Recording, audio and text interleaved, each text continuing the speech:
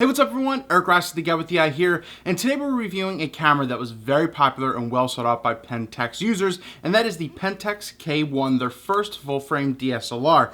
We're going to be taking a look at this today and all of its features and everything that I think is important to know and to not know, possibly. And a lot of this was tested with the Tamron or Pentax 15-30 and 24-70 lenses. Came out, and there will be separate reviews on those, but special thanks to B&H Photo for sponsoring this episode. They sent this gear out to review. They didn't pay me for anything in this, but they did provide the gear for this episode, so thank you, B&H Photo. But let's dive into the full review of this little guy right here and just tell you what kind of a beast of camera this is. So I just want to start out with the build quality of this camera and what you're getting for essentially $1,800 body only. That's what this is. You get like this awesome little pentaprism front right here, but this is a full-fledged DSLR with a lot of great features, and it's very customizable, which I really like. You get a lot of function buttons on the front. You get one up top and some on the back as well, and you can program most buttons on this to do what you want. It's very interesting, but you get 100% viewfinder coverage, which is amazing.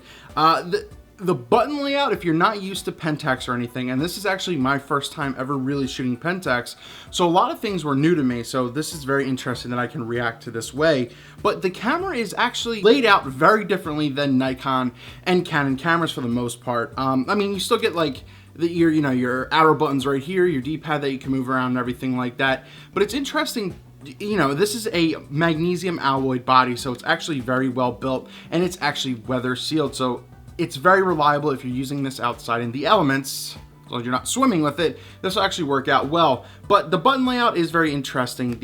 One of the most interesting ones is the choice of the front wheel and the back wheel, which you control your shutter speed actually in the front, which is very different compared to the other ones, and your aperture in the back.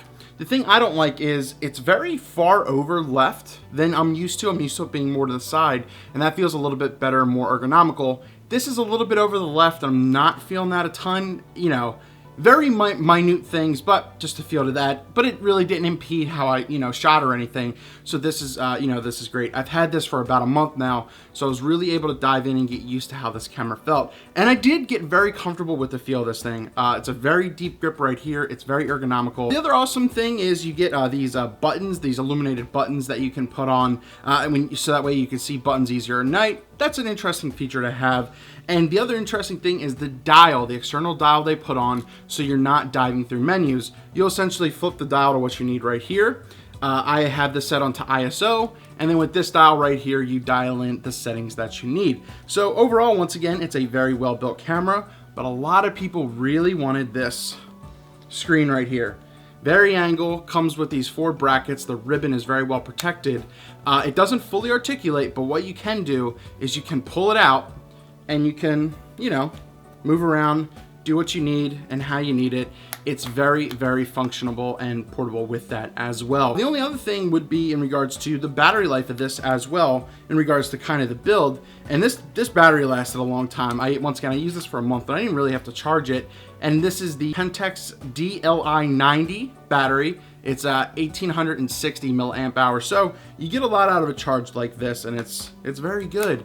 The one design flaw I'd say that this camera has is that it does dual SD cards.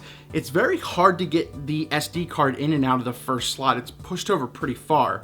But other than that, everything else, this camera is well built. Little flaws like that, and yeah. But the interesting part is you can feel the 5-axis in-body stabilization, which I'll cover shortly. So a lot of people like Pentax for their easy menu layout, and I'd have to say that this absolutely has a great layout. It's very easy to use. Once again, you're not really diving through menus and sub-menus and everything.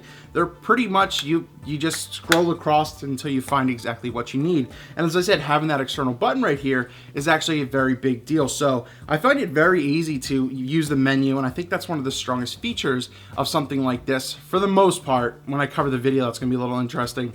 But overall, I felt that the layout of this camera and the menu layout is actually very intuitive and worked phenomenally. Before getting to the image quality, I think one of the most important things to talk about is the speed of a camera.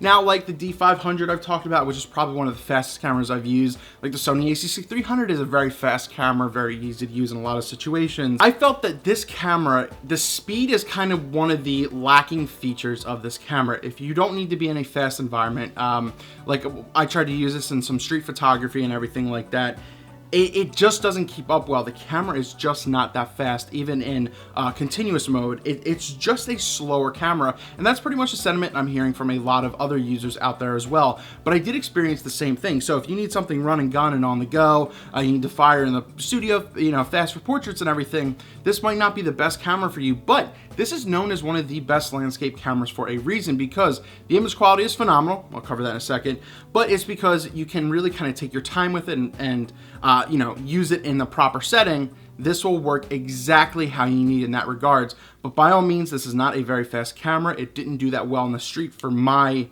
you know, style of shooting. So that's just one thing to keep in mind. It's not a very fast camera, but given the time, slow it down. Very, very strong. As we break down the image quality and the video quality, I just want to run over some quick specs that I think are important in regards to this, so that way you want to know. So let's run through those real quick. I'm not going to break down the entire camera because that's boring, but here's exactly what you need to know. This is Pentax's full frame 36.4 megapixel camera. Once again, it's their first full frame camera. The one important thing to realize is that when you get this camera in the menus, it actually comes in the APS-C crop mode, which is awesome that it does have a crop mode so you can use the crop lenses out there. But make sure that you set it to full frame if that's what you need. That vari-angle screen is a 3.2 inch screen, shoots 1080p video at 30 frames per second. If you want to do 720 video or 720 video, it does 60 frames per second at that. It has 33 autofocusing points, and kind of going back to the layout, it is very hard to use those because they really don't expand the screen much, so you are focusing and recomposing a lot with that camera. So if that annoys you, that might not be a feature that you like, but it's not that bad overall if you don't mind doing that, which I do not. It does have 5-axis in-body stabilization, and I found myself, you know, once again, it's a little loud in that camera. You can hear it as you're moving it around, but it's actually very, very good and spot on for the most part. For the still side of it, for video, it's not that strong. It does have the dual SD cards, which makes the camera a little bit slower for 2016, but works absolutely fine, and you're able to do that because you're not shooting 4K or anything.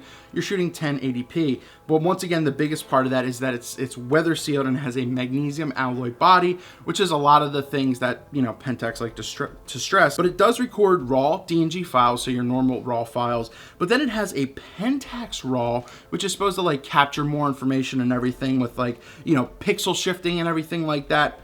But I found in my shooting with that there was no real big difference. And really how the pixel shifting works is that the files essentially become a 42 megapixel file, and that it shifts the sensor a little bit to capture more color data per pixel. But I really laid that out, and it really doesn't get much of a difference. So while it's a cool thing to have, it just doesn't really do much for the way that I shot. But that's everything that you need to know in a quick sense. So to test this camera, I took this into New York, I took it into the city, and I took it into you know, a national park in Fort Lee, New Jersey, and I captured some things of the George Washington Bridge and some of the things around there. That's why you see a lot of the bridge stuff. But you really get the dynamic of how this camera could shoot. I mean, the dynamic range is really awesome with something like this, and the image quality is actually very, very phenomenal. Sharp edge to edge, that sensor is absolutely gorgeous, and that's why they say it's a landscape sensor. You get a lot of data off of that sensor onto your card when you take the photo. It's a very good camera. Stills quality is absolutely amazing. There's not a lot more to say about it. Once again, I tested it with the 15-30 lens and the 24-70 2.8, and it worked well. Low light is pretty decent as well. Nothing blowing away. It goes, you know, high to like 204,000 ISO, but once again, those are not the best settings. But the picture image quality wise and everything you've seen on screen and whatever I decided to throw up, very, very pleased with. And as I said, I took this in the city. I even photographed the 9/11 memorial lights, and it was absolutely a wonderful, easy to use camera for something like that. The video quality on this camera is decent when it wants to work well. The in-body stabilization doesn't really work well. You get a lot of stutter and shake and everything like that, and you can set some image stabilization camera and everything. And I just found that it was very subpar in all regards to that department. I really tried to break that down. And really changing the settings for the video quality is not intuitive as well, even though the menu is pretty laid out very easily. So keep that in mind if you're buying this camera. This really is not a video camera play, and Pentax never said that it was. It just has that feature, but make sure all image stabilization and off, and maybe you're locked down and you will get better results.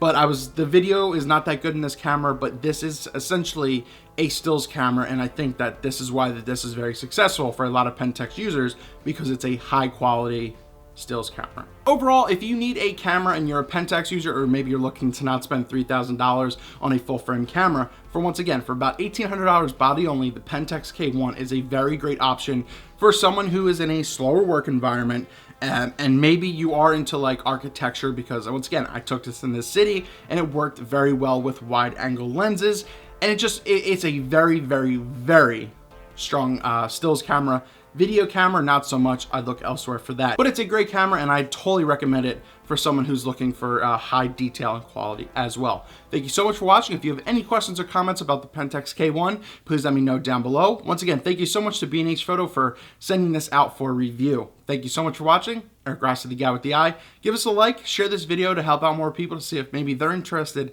in the Pentax K-1. Subscribe for more videos. They come often.